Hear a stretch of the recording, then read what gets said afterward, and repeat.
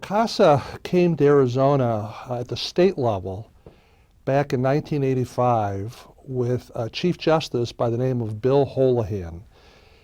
And Chief Justice Holohan had gone off to a national conference of chiefs. And apparently during that conference, the first CASA program, which was in Florida, did a presentation. And he came back and called me to his office and handed me a notebook with CASA on it and said, here, go implement this program in Arizona.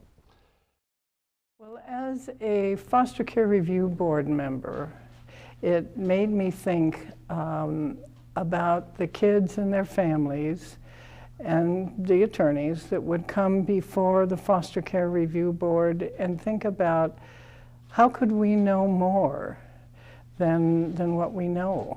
So the idea that we could have someone who spoke with the kids separately, who did things with them, who enjoyed things with them, and who saw what their homes looked like, who saw what their therapists looked like and were saying and doing. Then I thought that would add so much more to Foster Care Review Board if we had CASA reports, and it would add so much more to courts and especially to court decisions.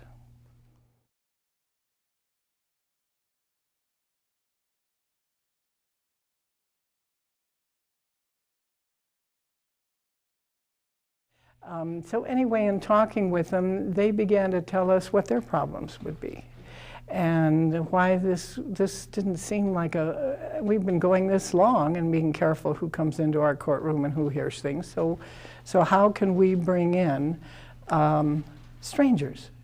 But we talked about training, we talked about all these things that people are going to have, screening, training, and they will be able to listen in the court, they will write reports for you, they'll be able to prove what it is they want to tell you and their recommendations.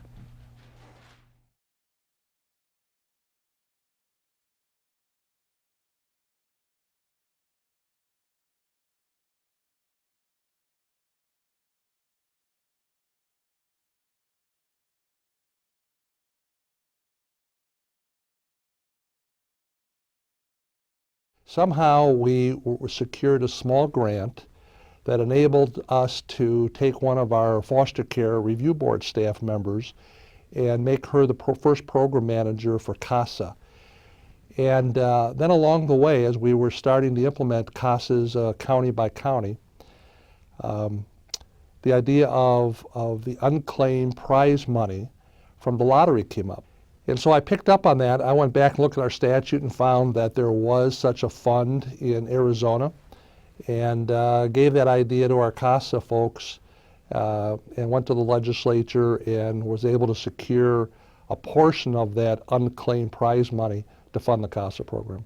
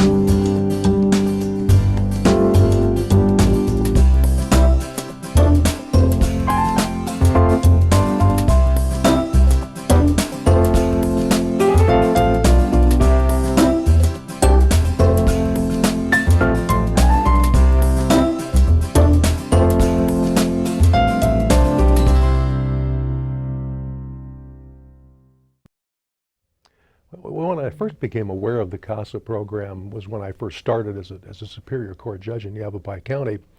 That was about 1996. The then CASA coordinator asked me if I would have lunch with her, and she wanted to talk about what the CASA program did. At the time, I was learning a whole lot of new things about how you become a judge, and I don't know that I thought it had any particular application to anything that I was doing at the time. I subsequently was quite wrong about that. CASA is tremendously valuable to a judge. in so many different ways. CASAs educate judges. But as a brand new judge, CASAs would come to me and say, you know, there are better ways to do this job. There are better ways to make the system work. Not being critical of the job I was doing, but just offering advice as to how things could work better in the system. CASAs keep the system honest.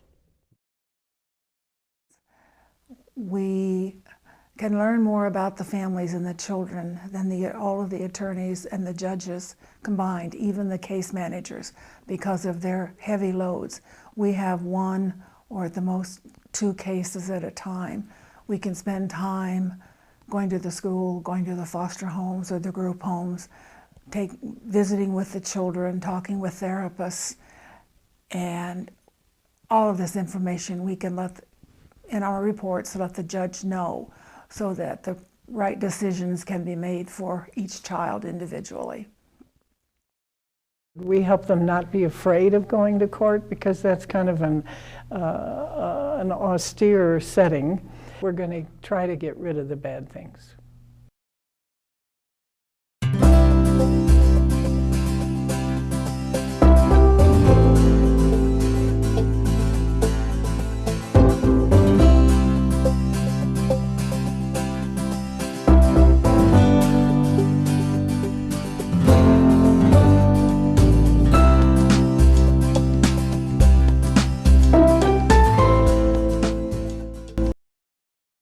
She helped me in a lot of ways. She helped me break out of my shell a little bit, and she helped me become who I am today. I wouldn't be who I am without Lydia.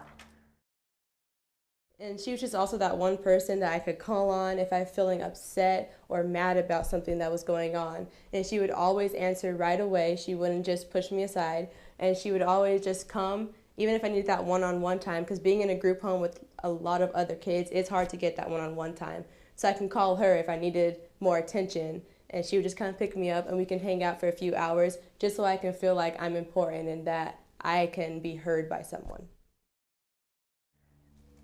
Because she was the one person that was always there. I could always count on. If I needed someone to talk to, she was just a phone call away or just down the street. She was there when no one else was.